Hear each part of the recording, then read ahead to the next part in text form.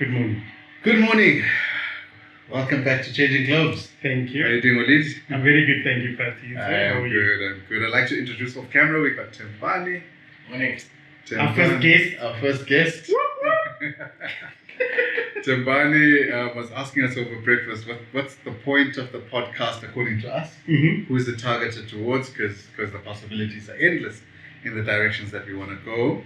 And we haven't taken the chance to explain it completely. So we thought let's do a little bit of that quickly. Yeah. I'm going to close this door and then we can keep going. So maybe from my perspective, so there's a couple of outcomes I think would be useful. One is certainly we want to make content about companies a little bit more accessible to a broader community of people. Mm-hmm. Balance sheets and income statements, they're clunky, they're not really easy for the man in the street to digest.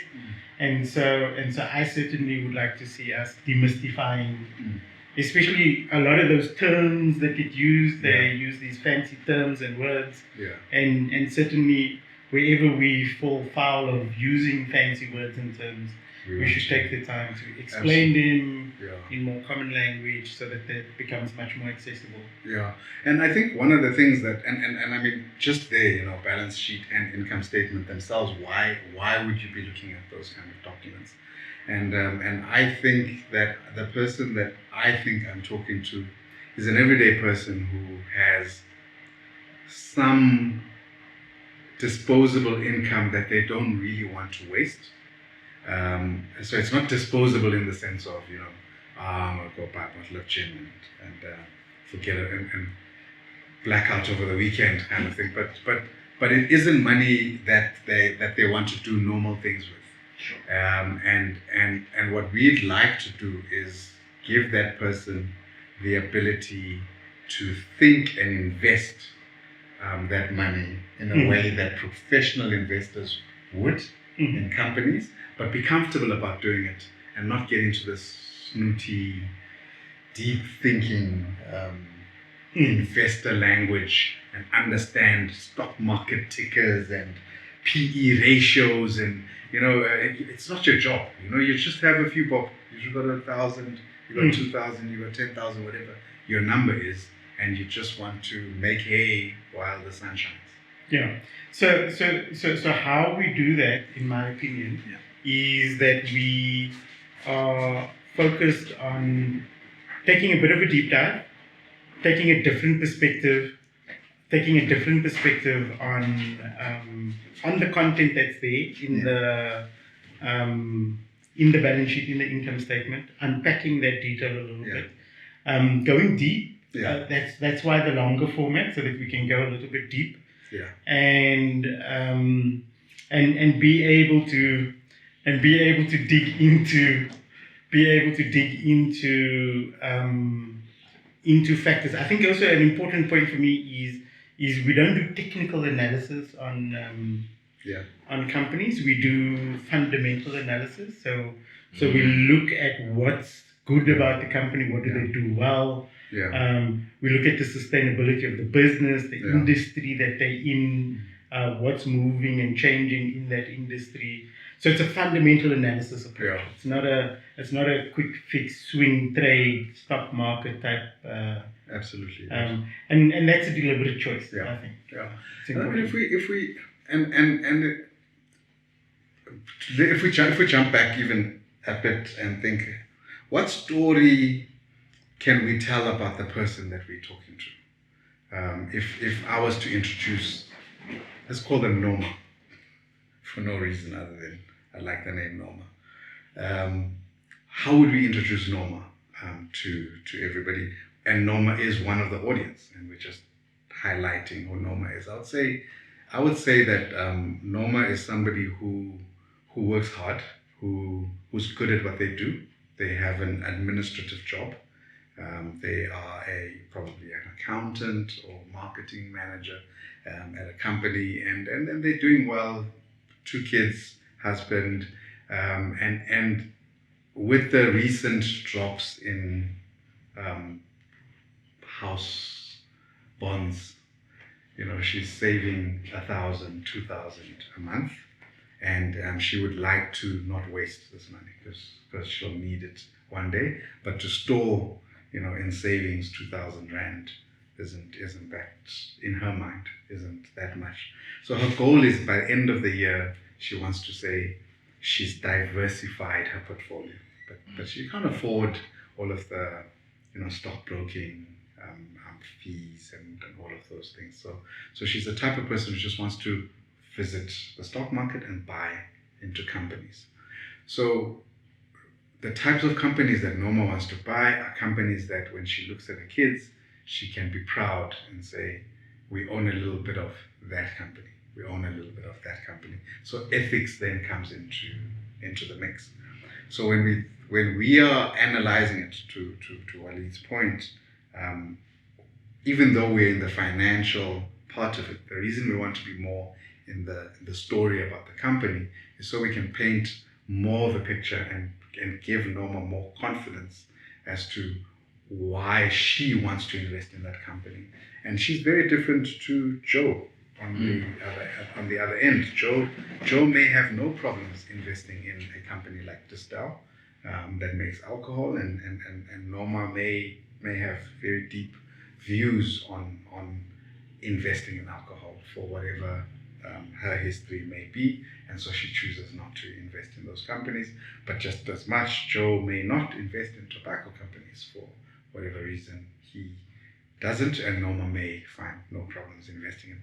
So it's really, we're thinking about bringing the type of color to these annual reports, or highlighting the type of things in these annual reports that would make their interest peaked, and peaked enough to say, okay, yeah, I do want to invest in the company, or no, I don't want to invest in the company.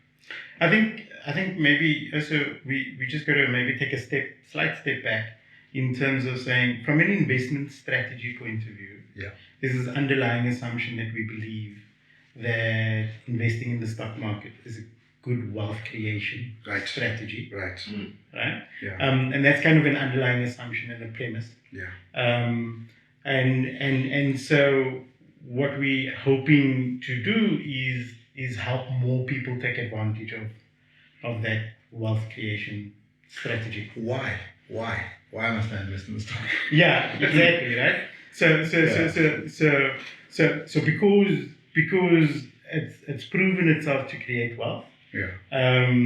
Over the long term, the stock market has only grown in South Africa, from a South African point of view, but around the globe as well. Yeah. So as a long-term strategy, investing your money in companies listed on the Johannesburg Stock Exchange. Yeah.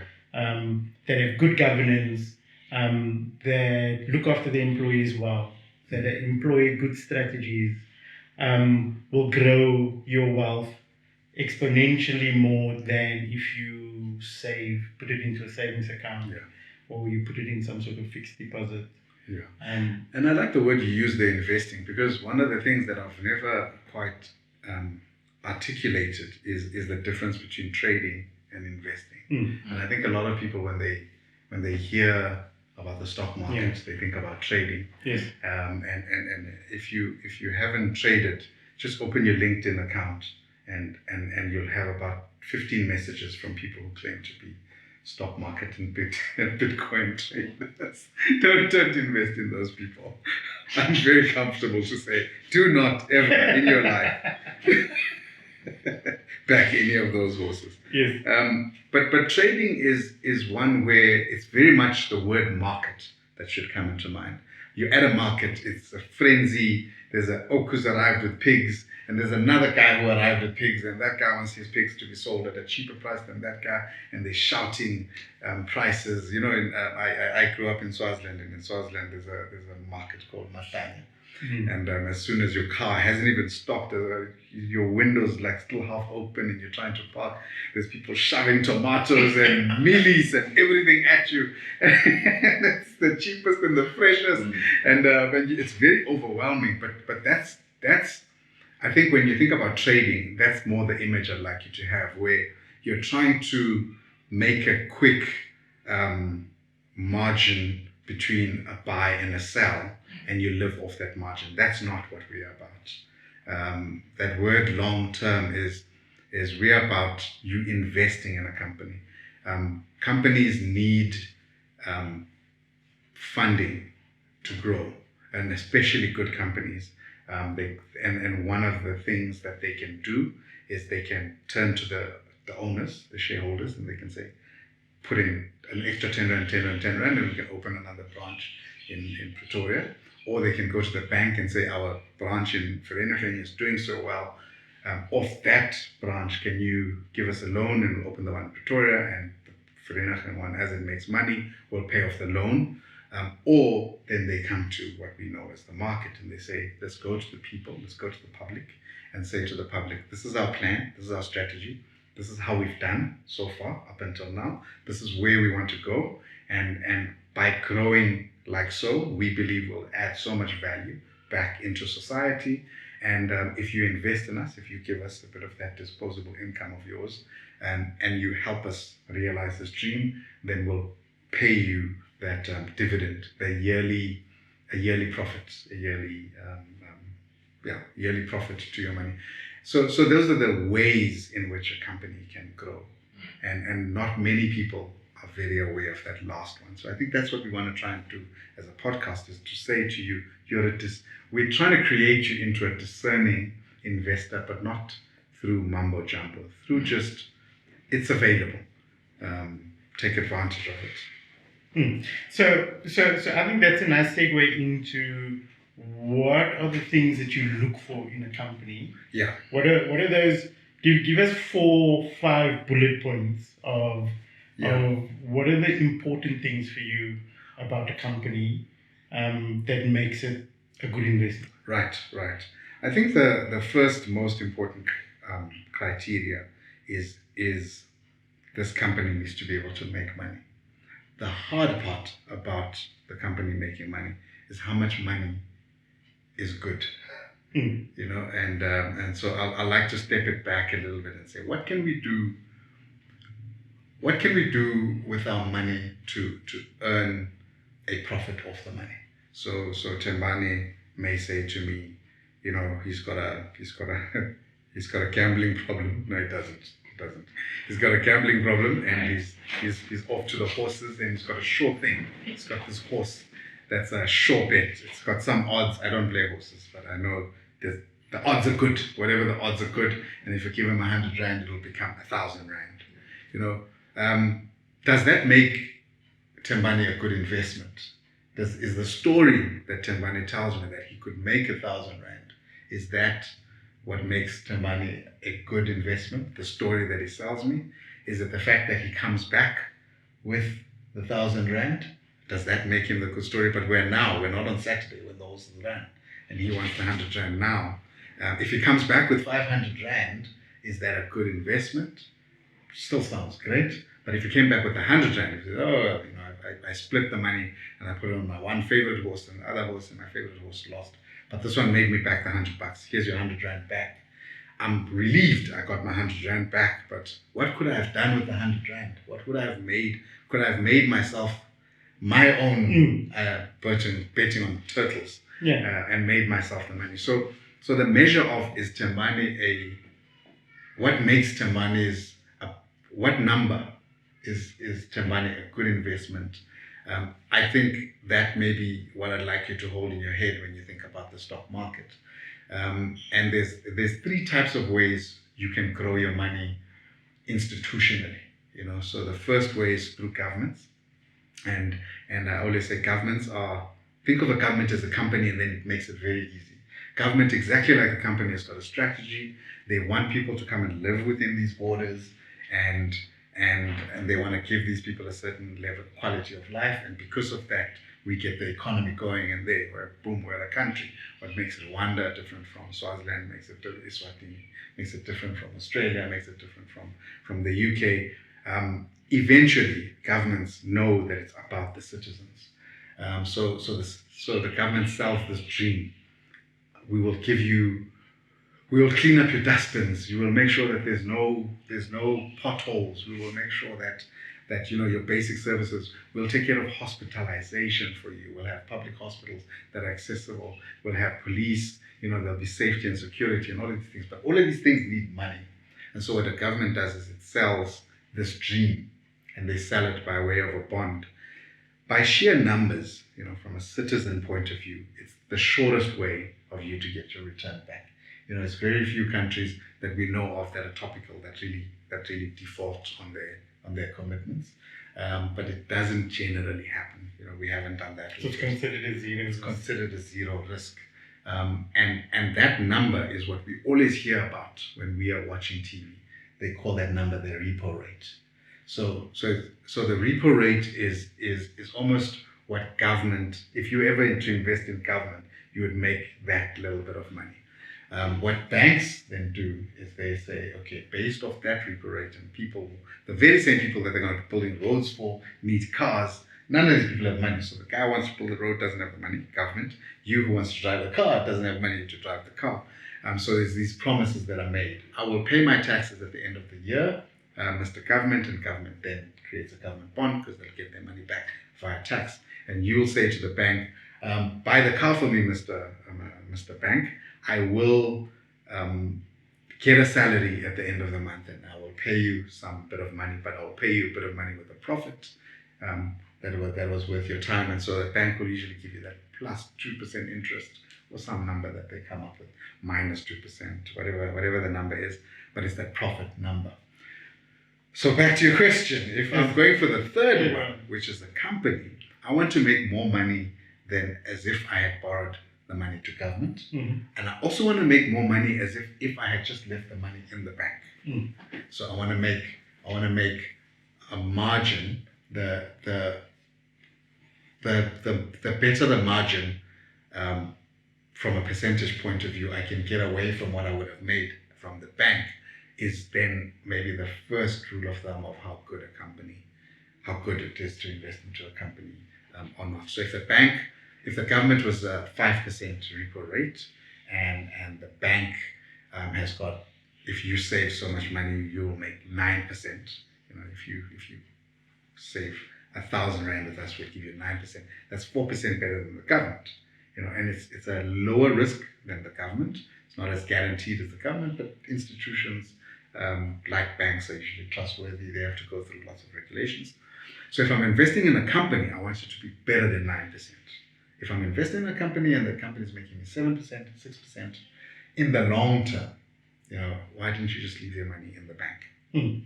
So you're looking for a company that's going to be hitting 15, 20%, etc. And when we go through our podcast, there's a couple of ratios and numbers that we touch on. That net margin would probably be the easiest one. Mm. Once you take away how much we bought and sold the goods for and how much it costs for us to operate, there's net margin.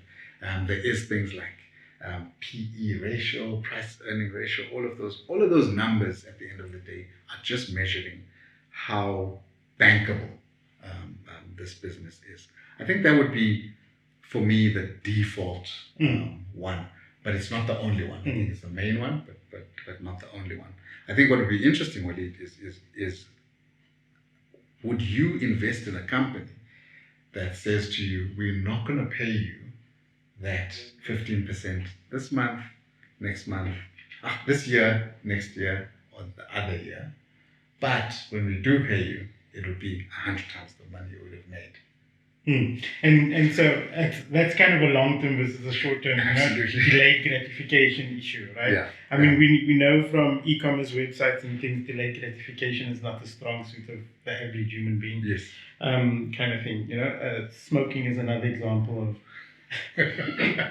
of that human situation. Yes. So for me, there's a couple of factors I like to look at. Yeah. For a company. One is how do they treat their customers? Yeah. How do they perceive their customers? Is their customer a burden to them? If a company says to me that their primary purpose is shareholder value, I think they've missed the point. Right. Kind of thing, because that's a downward slope. Your shareholders don't create value, and so for you creating value for your shareholders, you're losing that fight. Kind of thing. So for me, that's kind of money for the sake of money. No, if you understand your customer and you're creating value for your customer and you're on a purpose-driven mission to create value for a customer in a particular context, etc., that's meaningful for me. The second thing for me that's very important is the management team. As how what experience, what skills do they have? Have they demonstrated ability to make money? To your point, right? Yeah. Do they know how to make money? Do they know how to spend money wisely? Do they know how to use money in the most effective way? What we've been seeing of late is that debt equity ratio issue that we want to see at 80% is sitting at 40%, which tells me a lot of companies are sitting on their cash. They're not actually investing, which is probably a big reason why we find ourselves in the recession that we are in. So for me, that's not a smart use of money. You're sitting on the cash. Money needs to have velocity, not be stationary for you to make money. And when companies are sitting on cash, like Mr. Price that you did recently, they had 40% debt equity ratio, so there's 40% of cash that they're sitting on. That's not a good sign for me. And our economy needs them to move. So the second thing for me is that management team. And then the third thing for me is how do they look after the employees? Because at the end of the day, it's the people in your company that's going to make the difference. And if that people don't feel appreciated, they don't feel valued, doesn't matter what you do as leadership. It's not gonna. So how you treat your people is a very important factor for me. And then number 4 is your corporate citizenship. Right? So for me, you're part of a community, so you have a responsibility to that community to do good in that community. And at the end of the day, that community sustains you as a company. So over the long term, if you're treating the community that you're in poorly, the community is not going to carry you. And so those are kind of my four things that I look for in a good company. And it is very interwoven. I mean, you make a very one story I remember that I'm sure you've read about. It's been making its rounds on the internet or whatever. But it's a story about this guy, out of towner, who arrives at a hotel. It's a hotel in Italy or Spain or some. He arrives at this hotel and he wants to book this room. And then he says, they tell him it's whatever, 1,000, I'll keep it in rand, 1,000 rand a night. And so he says, okay, so you're just going to pay his 1,000 rand up front, so that he's got no issues in terms of the room. So he puts down the 1,000 rand. I'll change the story a little bit because I don't remember all of it at the end, but he puts down his 1,000 rand and then he goes up to the room. And as soon as he puts the money down, the hotelier, the owner of the hotel, grabs 1,000 rand because she's been waiting for cash and she's needed to pay for some of the stock that she gets from the butcher. And so she quickly runs over to the butcher and pays her 500 rand to the butcher. And the butcher has something that he has to pay. He has to pay delivery. And that guy hasn't been paid his delivery. It's 200 rand that he pays. But this money just shoots out into this community. But the story is at a pace that by the time he gets to his room, that money has settled about 10 different debts within this community. And when he gets to his room, there's smoke because he doesn't like smoking rooms, and he runs back down to the reception and so he comes back down stairs and he says, there's somebody smoking in my room. And at this point, the hotel has been paid back 1,000 rand from somebody. So it's the same 1,000 rand that's done this rounds throughout the town, and the hotelier doesn't have another room, so he gives the guy a refund. He gives him his 1,000 rand and he leaves. So the whole point of that is what is an economy? What is a vibrant economy?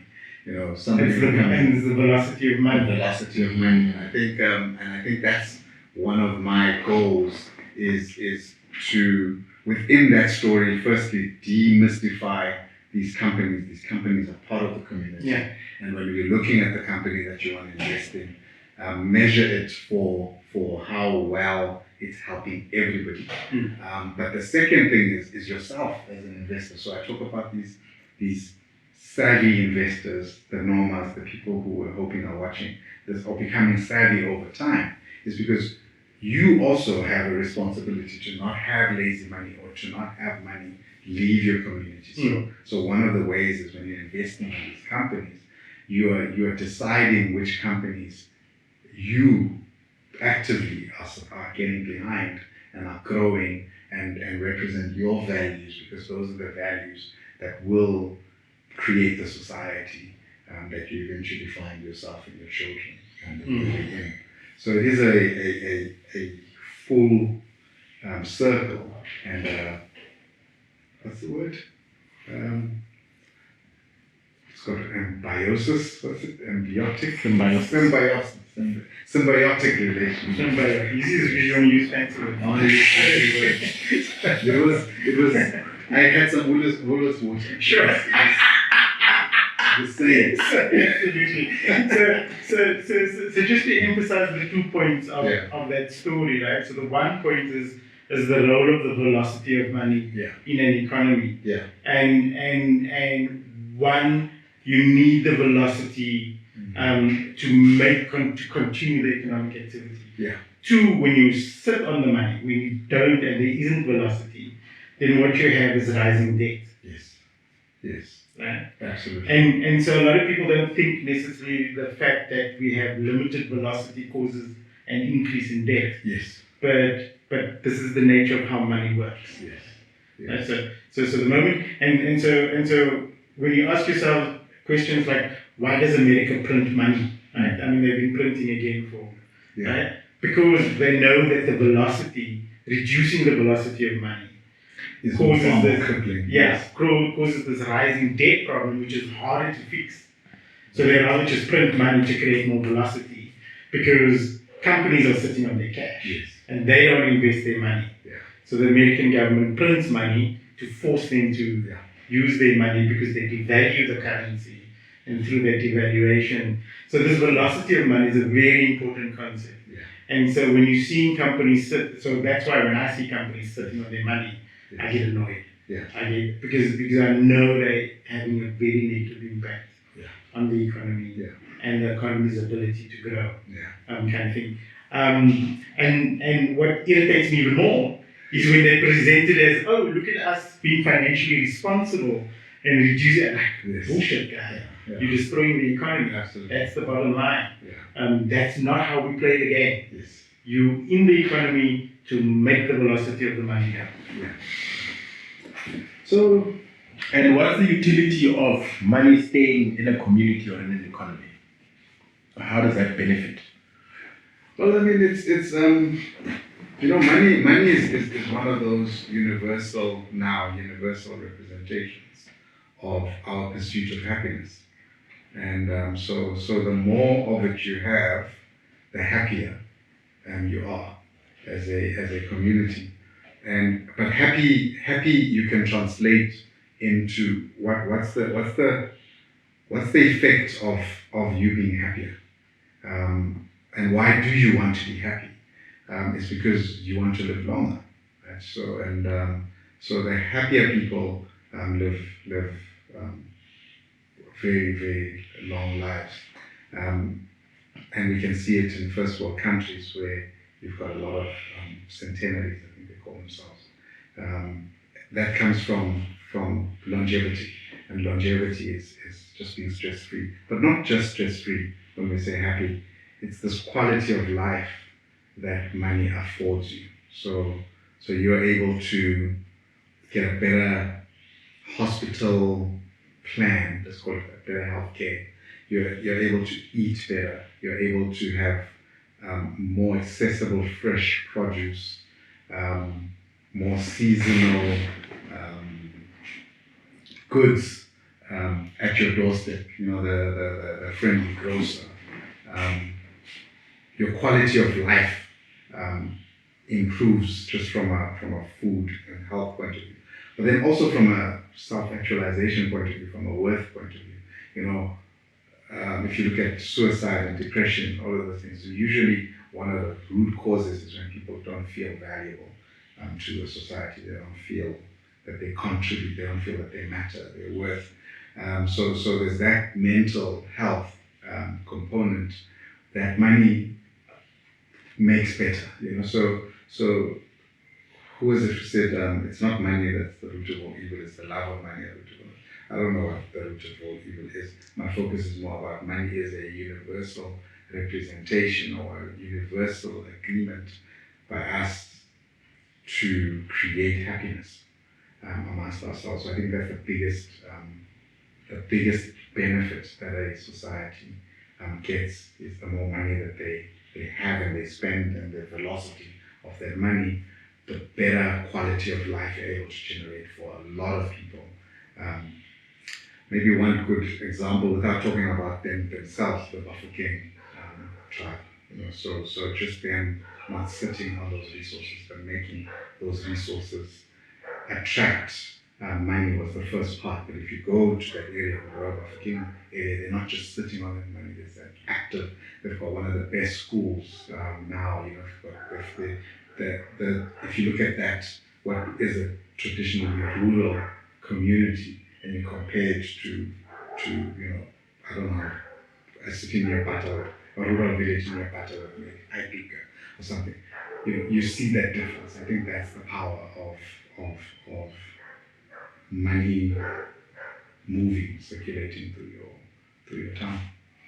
So maybe just to add on to that, right? Money that is generated from economic activity that results in a growth of asset, that's good money. Money that is created without economic activity and without the growth of assets, that's bad money. Yeah? So money is not a universal good or bad. Yes. It's how it's created and how it's utilized that makes it good or bad, kind of thing. And the smart investor must know the difference between good money and bad money, and making effective use of money to grow assets. Here's a good to your point. Give a man a fish, Yes. or teach him how to fish, and that's very interesting when we think about ourselves and we think about our money. Now, personal money. How much of our money do we help teach people how to fish? Do we roll down our windows at the traffic light and we give money, and we compare that to your gardener or your handyman or somebody who comes and performs some kind of micro/small business service at your house? That money goes far more further than that money that you gave out at the traffic light. So that I think that's the big thing you're pointing out there, Walied, is teaching people how to fish. No, 100%. And so the other thing that's also characteristic of the South African economy is microloans and the micro lending and the creating of now microloans in the lower income community is an example of bad money because there's no economic activity that creates the additional money. There's no growth in asset that creates the additional money. And so the microloan, African Bank, Capitec, these guys that have exploited that space of creating this bubble of money without any assets associated with it. That's a bad money situation. That's not good for the people. The only people who benefit is the interest. People who get the interest on the money. And that is making money on money which has no value. Right? So that's kind of making money out of nothing. And that's bad money. Kind of thing, because it creates this debt burden, and because there isn't the assets to support the settling of the debt burden, because the money supply is much bigger than the assets available. It creates like a ball and chain effect around the community and the community's ability. So for me, that's examples of bad business. You're not being responsible to the community. You're not making sure that the community is sustainable in that behavior. You're just exploiting them for that interest that you're getting on zero money. Because the banks in South Africa, they've got I think it's a 3 to 10 ratio, where they can make money. For every rand they have, they can make 7 rand of fake money, right? And they lend that fake money. It's not real money. They lend that fake money out to people and then they charge an interest on that fake money, and they make money, and then they do that again, and that creates this debt bubble that we have, and this is how corporate South Africa creates the economic collapse that we see now in the country, right? The recession that we find ourselves in. They do it with this fake money, and then they sit on their own cash that they have. So they kill the velocity of money simultaneously, and then that's how we end up in the recession we have today. I was going to say also that the extreme example of that would be the 2008 financial. Yes, 100%. That's a very, that was a global case. No asset behind that fake money, and the perfect recipe for somebody finally going, okay, give me the house then. If there's no money in the house, what else? What else? We didn't borrow this money in the back of a house, we borrowed it in the back of a concept of a house.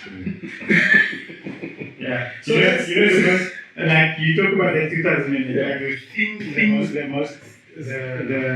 most significant comment that stands out from that time was when the chairman of the Federal Reserve, Greenspan at the time, made the comment of we didn't think that people would be so greedy.